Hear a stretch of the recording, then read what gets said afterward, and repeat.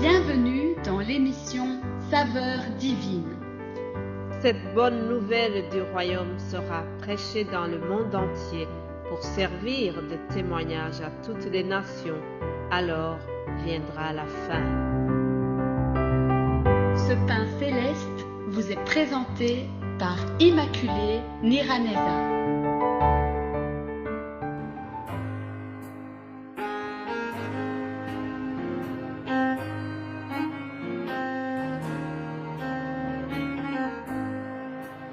Je vous salue très chers amis à l'écoute de l'émission Saveurs divines. Que la paix de Christ soit avec vous. J'ai l'honneur de revenir pour vous partager la parole de Dieu. Je remercie le Seigneur pour la journée qui commence. C'est ici la journée que l'Éternel a faite. Qu'elle soit pour nous un sujet d'allégresse et de joie. J'espère et je vous souhaite vraiment la joie venant de notre Seigneur. Que votre journée soit remplie de joie et d'allégresse, que votre journée soit éclairée par la paix de notre Seigneur Jésus-Christ.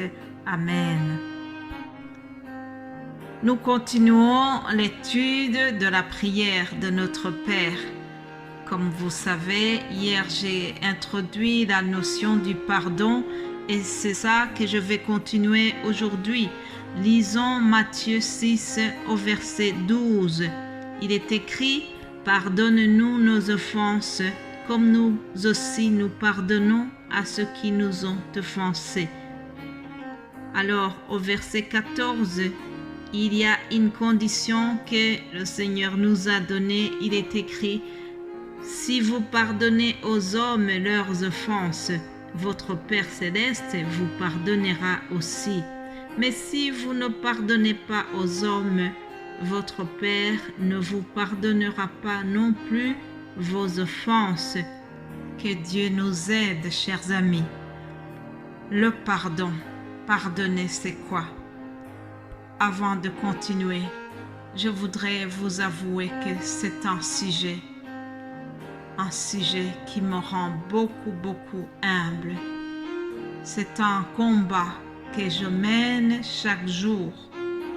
La notion de pardon, c'est quelque chose qui me tient beaucoup à cœur parce que je connais mes limites dans ce domaine et je sais que je dois beaucoup faire appel à l'aide de Dieu, à l'aide du Saint-Esprit pour pouvoir chaque fois avoir la force de pardonner à ceux qui m'ont blessé, ceux qui me persécutent. Ça, c'est un champ de bataille, un combat très difficile, mais par l'aide de Dieu, j'y crois et je persévère. Pour notre méditation d'aujourd'hui, je vous propose de voir un peu la définition du pardon et puis de voir ce qu'il ne faut pas confondre à propos du pardon. Si j'essaye de vous donner une courte définition, je dirais que le pardon, c'est l'action de pardonner à un offenseur, quelqu'un qui vous a offensé, quelqu'un qui vous a blessé, que ce soit des blessures physiques ou des blessures morales. C'est quelqu'un qui vous a trahi, que vous devez faire un effort pour lui pardonner.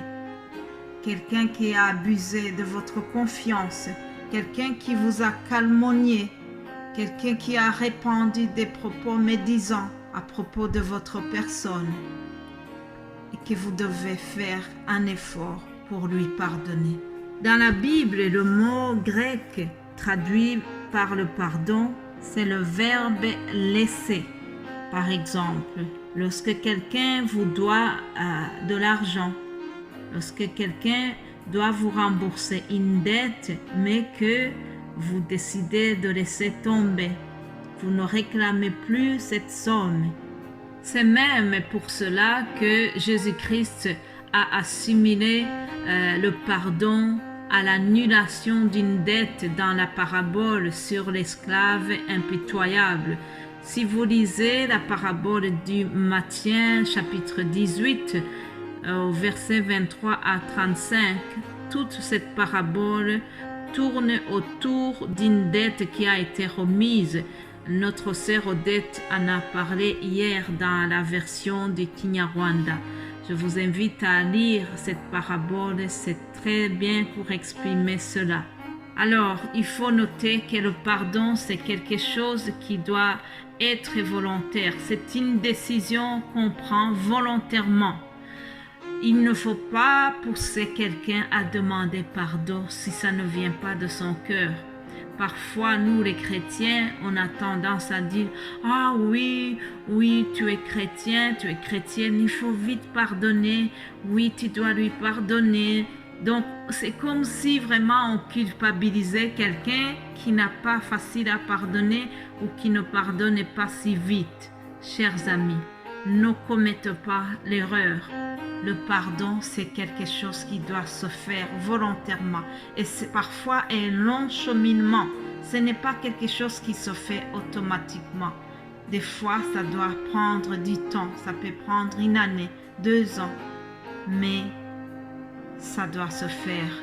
Oui, nous devons le faire parce que c'est la volonté de Dieu. C'est l'obligation de notre Seigneur. Puisque Dieu nous demande de pardonner même à nos ennemis. Jésus nous demande de prier pour nos persécuteurs.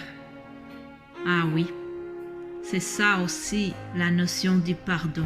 Éphésiens 4:32, je lis ceci. Soyez bons les uns envers les autres, compatissants, vous pardonnant réciproquement comme Dieu vous a pardonné en Christ. Que Dieu nous aide, chers amis.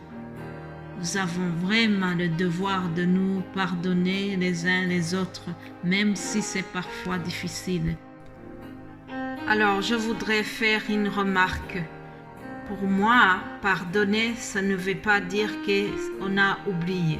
Pardonner ne signifie pas oublier. Je donne un exemple. Si, par exemple, quelqu'un a été victime d'un viol, elle peut choisir de pardonner à son violeur. Mais cela ne dit pas qu'elle a oublié ce qui s'est passé. Mais bien-aimés de Dieu, il y a des choses qui laissent des traces. Alors, le pardon consiste à ne plus en vouloir à cette personne-là, ne plus garder l'amertume pour la personne et pour le violeur. Mais si tu as pardonné, tu ne vas pas chercher à te venger contre cette personne. Tu ne vas pas chercher à lui faire du mal, puisque la vengeance appartient à Dieu. Pardonner ne dit pas qu'on a oublié. Mais pardonner, c'est avoir la paix dans son cœur et ne pas continuer à murmurer et à inventer le mal pour se venger contre l'offenseur. Et pour terminer l'audio d'aujourd'hui, je voudrais souligner ceci. Pardonner ne veut pas dire qu'on a banalisé le péché. Pardonner ne veut pas dire qu'on n'a pas considéré le crime qui a été fait. Non, loin de là.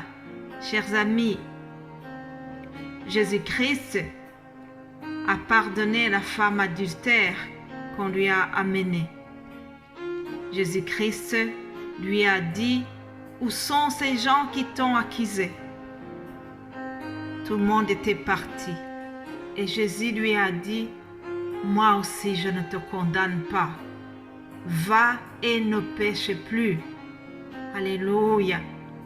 Le Seigneur a manifesté une grâce merveilleuse à l'égard de cette dame. Mais cela ne dit pas que Jésus-Christ avait toléré l'acte d'adultère. Loin de là, il lui a demandé de ne plus pécher. Voilà, chers amis, Jésus-Christ nous pardonne et c'est pour cette raison que nous devons aussi pardonner. Voilà, je termine ici cet audio et je vais continuer cette notion demain par la grâce de Dieu. Soyez bénis au nom de Jésus-Christ. Amen.